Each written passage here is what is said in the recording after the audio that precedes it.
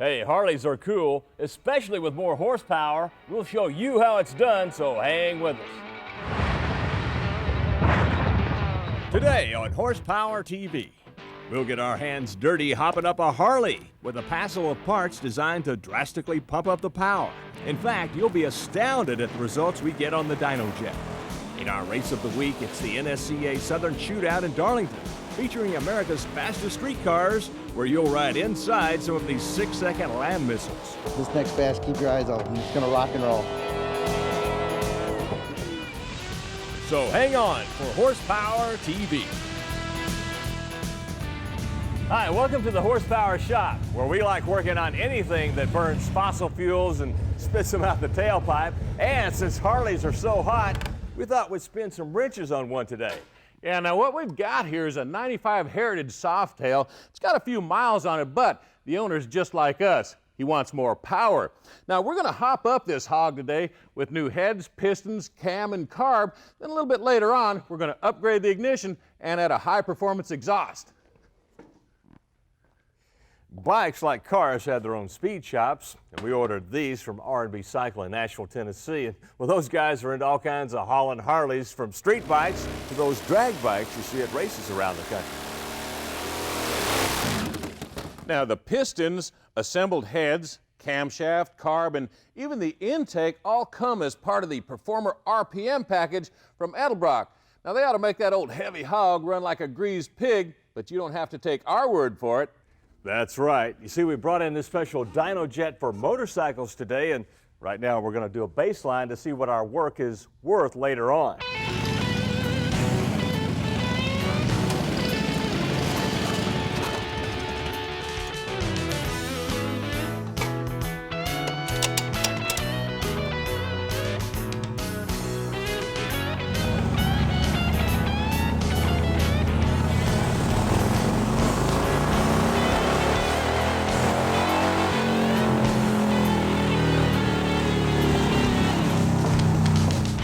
How'd we do? Well, you made 56 horsepower at the rear wheel. Hey, that's not bad. But you know, it stumbled just a little bit when I first cracked that throttle. I noticed that. Well, let's get to work, man. I'm with you.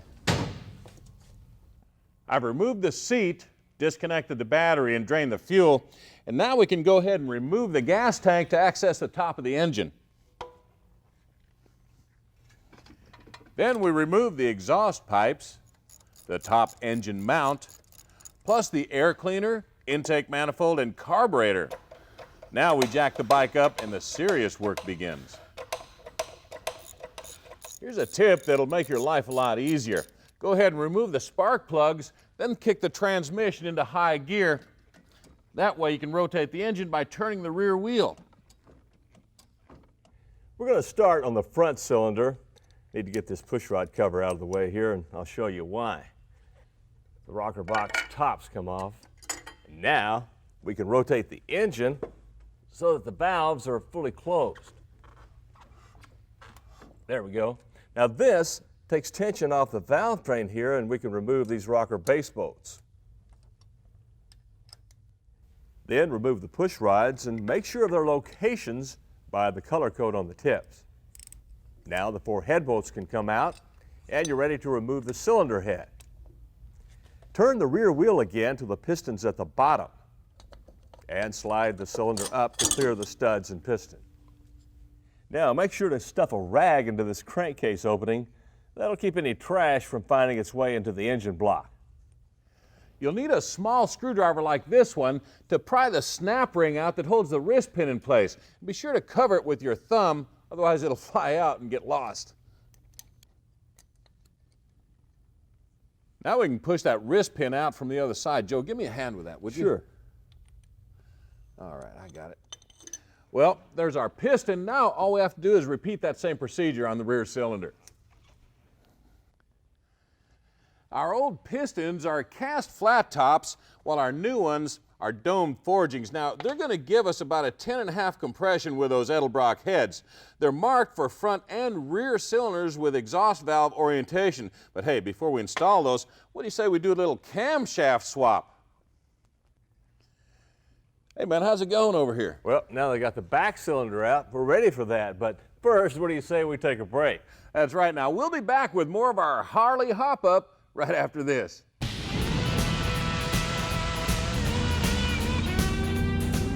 Later on Horsepower TV, be there with the clutch drops and the shoot pops. It's our red hot race of the week from Darlington International Raceway.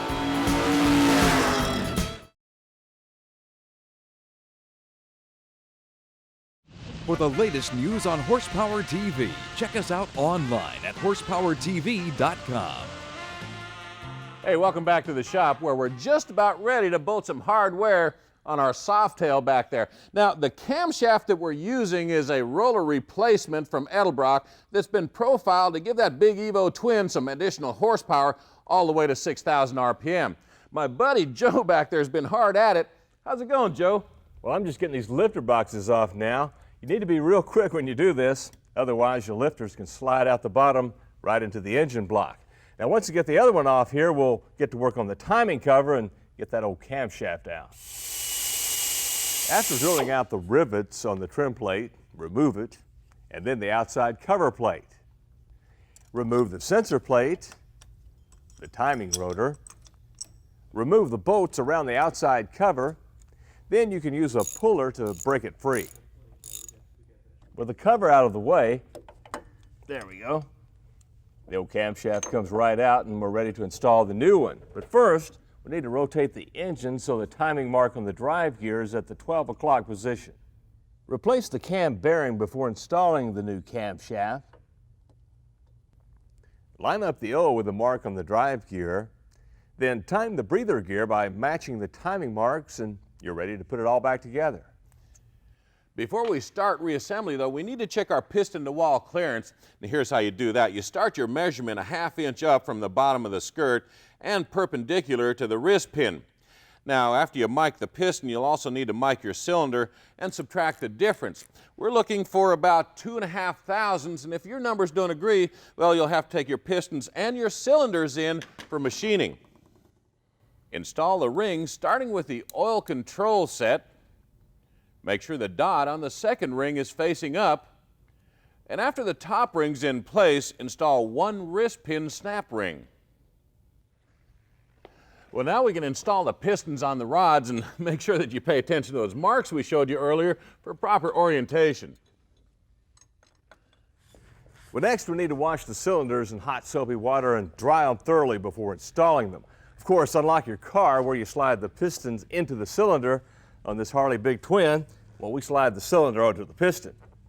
With our new base gasket in place and the engine turned to put the piston at mid-stroke, we install the ring compressor.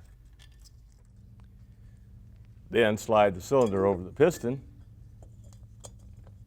And depress the brake to keep the piston from moving while you move the cylinder on down against the block. Now, our new heads are quite a bit different than the stockers. For instance, the combustion chambers are 72 cc's and they're CNC profiled to match the dome on our pistons. Plus, they use a double squish area right here for efficient combustion.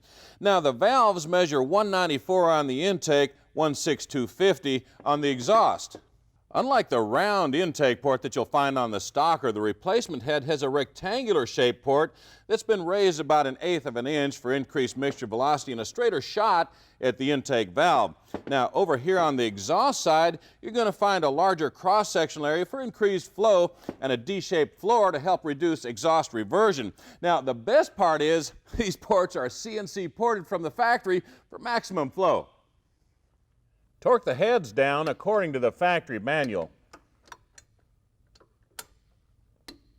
We got the rear cylinder put together first and these tubes are in place.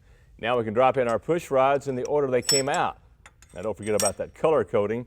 Next, we need to rotate the motor again until the intake push rod bottoms out. That'll take tension off the valve train while we reinstall this rocker base. Now here's an important tip for you. Hydraulic lifters need to bleed down before you turn the engine over, so spin the push rods to make sure they rotate freely. The final piece of the Performer RPM package is this Quicksilver carburetor and matching intake.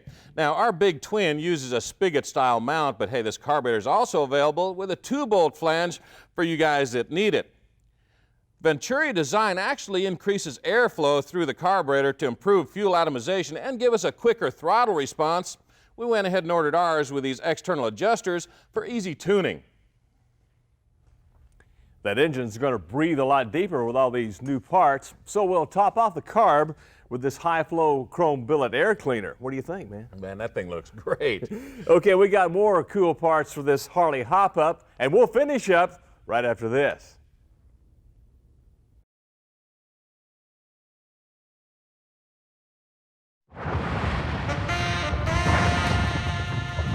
Hey, welcome back to the shop where we're just about to wind up our Harley hop-up. Now, so far we've added an Edelbrock Performer RPM package that includes new pistons, heads, cam, and carb. And to fire this monster off, we're going to use a Crane HI4 ignition. The control module mounts right in place of the original, and the wiring plugs right into the Harley harness. Now, it allows you to control everything from rev limiters to the rate of advance, and you can even control your rear cylinder spark phasing to help optimize performance. The coil is a Siamese design with two independent sections, and it mounts right here in the stock location and uses the plug wires that are included in the kit. Oh, and you're going to have to pop for a set of these 12mm plugs. Now, the smaller diameter threads are needed to clear those oversized valves every time they're open. Hey, there's nothing that sounds like a Harley, and the best way to enjoy that sound is through a set of good pipes. That's why we're using this Dale Pulte designed exhaust system from HP Racing. It's a classic twin pipe dyno proven design that, well, looks as good as it sounds. Well, speaking of dyno proven, let's get this thing buttoned up and strap it to the dyno so we can see what our work is worth. Let's go.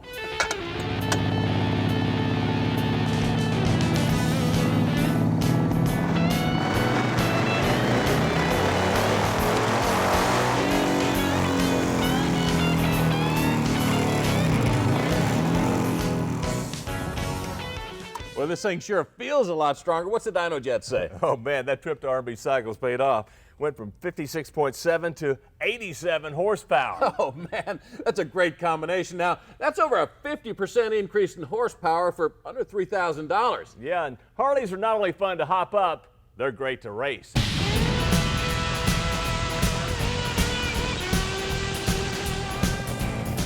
Coming up on the show, it's a wild ride. We'll take you inside for all the thrills of fastest street car competition in our Race of the Week, and it's next.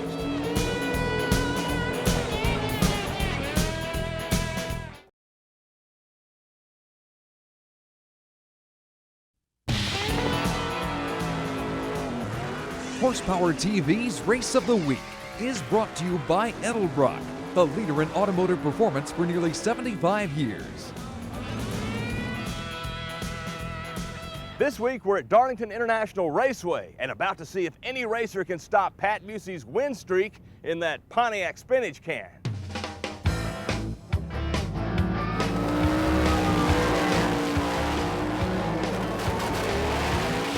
Yeah, with consistent runs in the 6/8 and several convincing wins in a row, it was going to take quite a jab to knock old Popeye Busey off his perch. Well, if anybody can do it, it's the driver of Busey's old car, the '69 Camaro, that still delivers a Popeye punch of its own.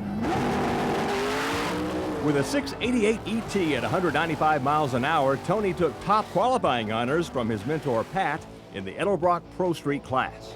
The racetrack is pretty tricky. It's pretty bumpy out there. I mean, anything can happen, you know. Cars are running good. You know, they're close.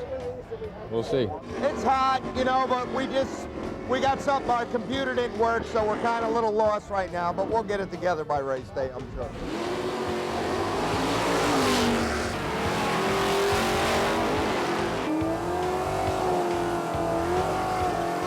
In the other fastest class, Outlaw Street, we're about to see who can plant the most power on these street tires. Street tires, yep, with these 3 grooves and stiffer sidewalls, these babies are DOT approved. Atlanta's Fast Freddie Davis has lived up to his name, leading the Comp Cam's Outlaw pack in points with his '95 Bickle-built Corvette. Feels great. We won the Georgia race and runner-up in St. Louis. Got the car running real good, running very consistent, and feels good to be the points leader. We'll see if we can do good this weekend and hang on to that. Freddie feeds his 519 cubic inch big block with blown alcohol and helps harness it with a clutch-assisted 3-speed Linko. Once I leave and it comes to where my shift light comes on, hit this button here. When the second light comes on, hit that one. And about 6 seconds later, almost 7 seconds later, it's down to reach up here and get the old parachute level. Here's a new outlaw on the loose in this NSCA series, Mark Burns in his very streetable 65 Malibu. Mark's got a 526 cube Olds engine in his Chevelle that makes a more than ample 2,500 horses. I think we're going to run some 670s, I hope, if we're lucky. It depends on the track and depend on us. Remember those DOT tires we showed you? Well, they're the biggest barrier to planning the power, as Mark discovered on his first trip down the track with a pair. The baddest outlaw of qualifying day was New York City bandit Mark D'Antoni, who nailed a 670 at 207 miles an hour. We were definitely happy with the 670, and the weather change here was like the air was really bad. It was 3,300 feet, and humidity was up there. So we were happy to run anything better than an 80. We didn't expect to go but an 89 in the first run. We went an 81. Meanwhile, the Chevy shoebox is part of a new class called Nostalgia Pro Street. Now this thing is 3,600 pounds of real steel with its own special chapter in drag racing history.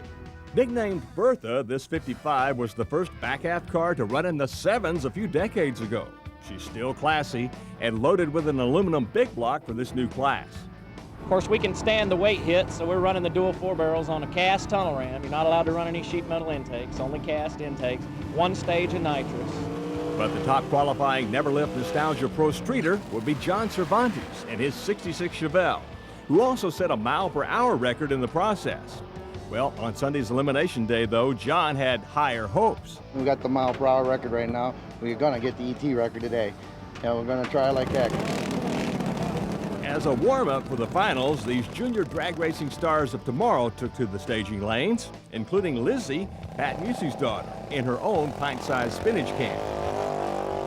But now here we go with finals in this NSCA Southern Shootout.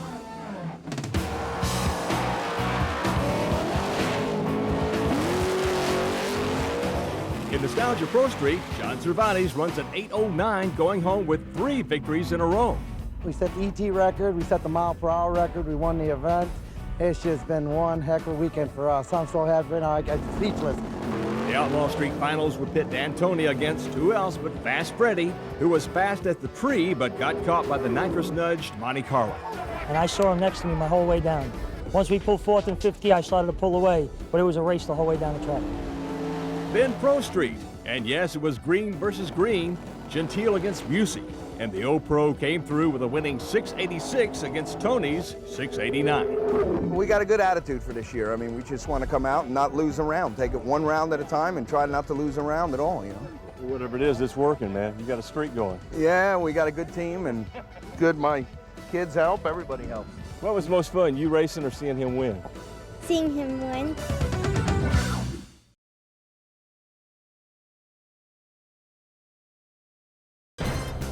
And now Hot Parts, brought to you by CarParts.com. Everything for your car, truck, van, or SUV. Hey, crate engines aren't just for cars anymore. Now you can get them for Harleys too. Available in both 88 and 100 cubic inch versions, this RevTech engine from Custom Chrome is the perfect replacement for your Evo engine. Now, the head gaskets and base gaskets have been replaced with O-rings for a leak-proof seal, and cooling's improved too with more fin contact area. Now, down here, you're going to find a removable sump that lets you inspect that bottom end, and of course, that's where you're going to find these one-piece flywheel halves and shafts that are forged from 4340 steel. Now, the price is a steal too, starting at about $5 grand. Hey, you guys, with twin cam, Harley's can enjoy more horsepower with SuperTrap's 2-to-1 exhaust system. Designed to extract maximum performance from the new engine design, it features oversized pipes feeding into a common collector. Now, back here, the exhaust has the stackable disc that you can tune for desired power and sound. Sound good? Well, how does this sound? Prices start at under $600. When it's time to plant all that power, well, here's a new tire from Mickey Thompson that's designed just for DOT tire shootout competition. Now, it's a 17-inch Z-rated radial with a soft, sticky compound and a wide footprint to really help you plant the power on the strip. Plus, it handles well on the street, too. Now, the word on the street is one of these is going to set you back about $200. All right, well, it's time for us to hit the street, but not before a sample of next week's show. We'll do a driveway cam swap on Chuck's Chevelle wagon. And while we're at it, we'll install a new timing chain, valve train components, and carburetor. Then we'll test these power pieces on our dyno jet. We'll start to work on my Mustang project car with a new rack and pinion kit and take you to Ontario for some down and dirty dragster action in our IHRA Race of the Week. And remember, high performance fun is what this show is all about. Well, I guess it's time for a putt. Hey, Joe, what are you going to ride? That purple monster over there? No. Well, what about the drag bike? Are you kidding?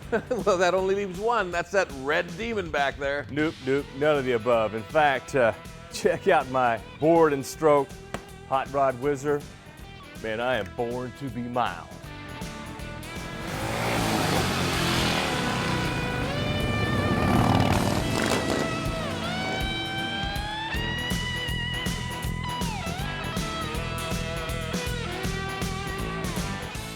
For information about the products used in today's show and more, check us out online at horsepowertv.com.